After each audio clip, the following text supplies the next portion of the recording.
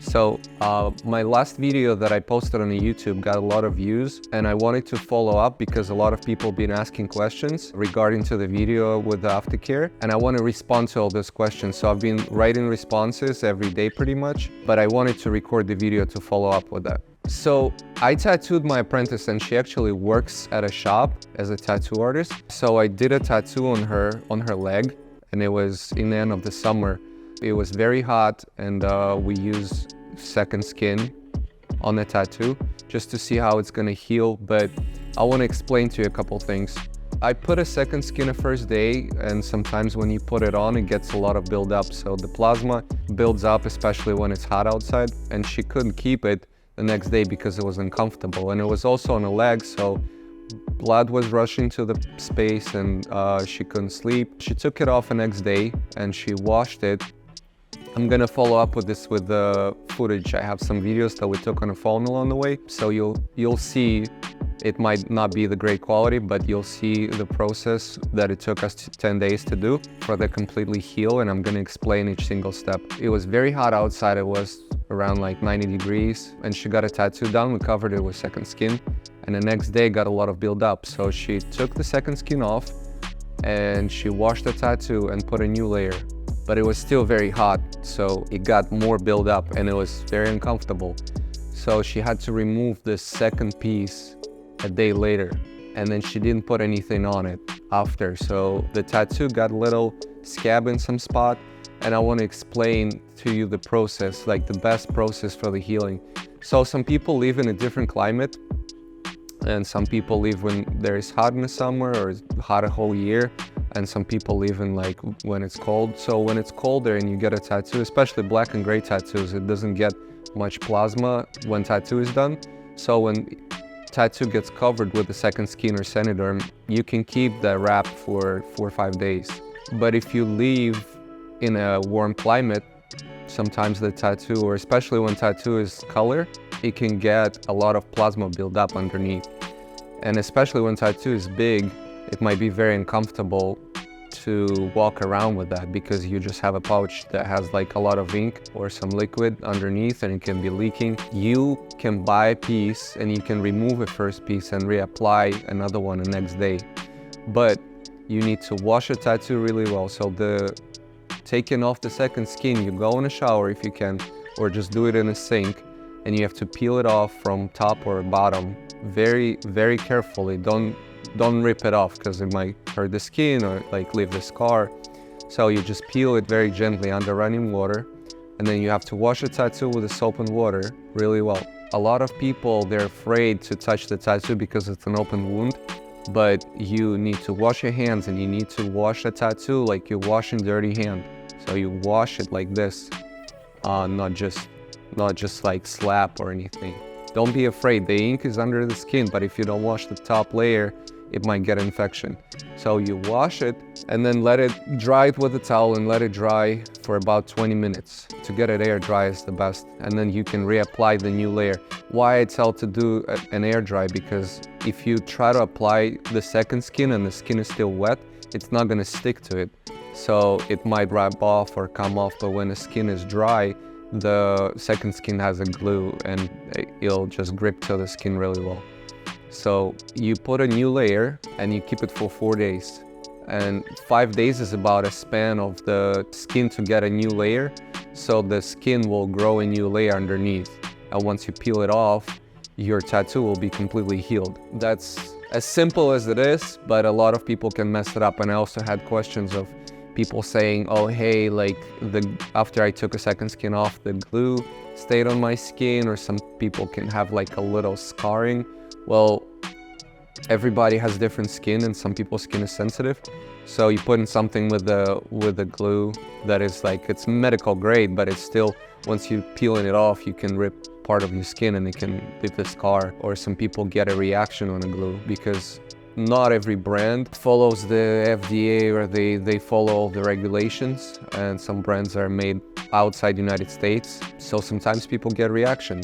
Make sure your artist uses the best product. Make sure they use the best brands, because the brands that are cheap and the brands of like Amazon, eBay or something like that, it can cause that damage. So about her tattoo, in 2 days after she put a new layer, did form a little scab. The most important part, like if you didn't wash a tattoo after you took a second skin off, and if there is no second skin or Saniderm on your skin, you have to wash the plasma off it, because if the plasma stayed, it's gonna form a scab. Me personally, I had tattoos that I healed like almost dry heal, and sometimes it's better not to put anything, because as more cream you put, sometimes you force your skin to heal faster, sometimes it just makes it sweat, it just creates the bacteria, and sometimes it's just better to let it be. And another thing that people do as a mistake, if they have that layer, that like scab that dried on a ink and it's still healing, if you go and soak it in the water,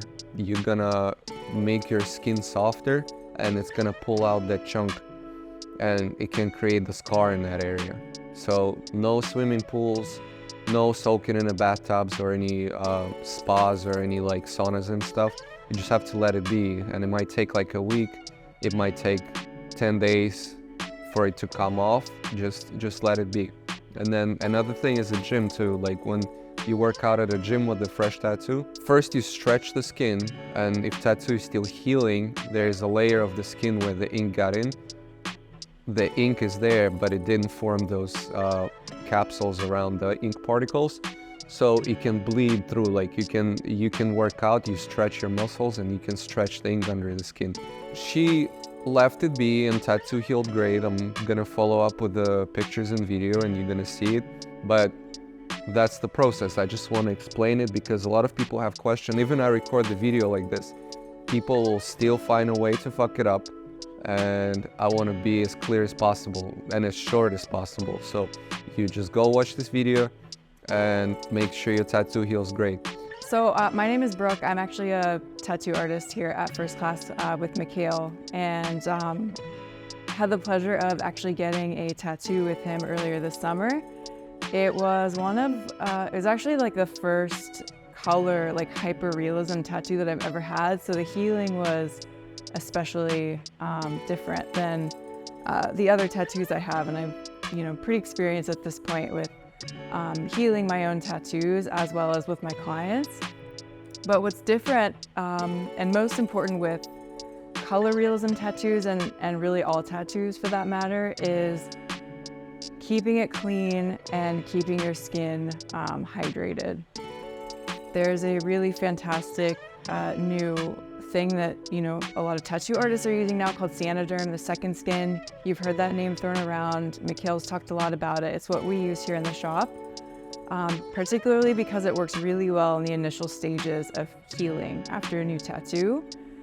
In my experience specifically with the tattoo that I had with Mikhail, I want to talk a little bit about my experience with that because it was so different for me, and I feel like it will help a lot of people who get tattoos with us particularly as well, because many of our artists specialize in that realm.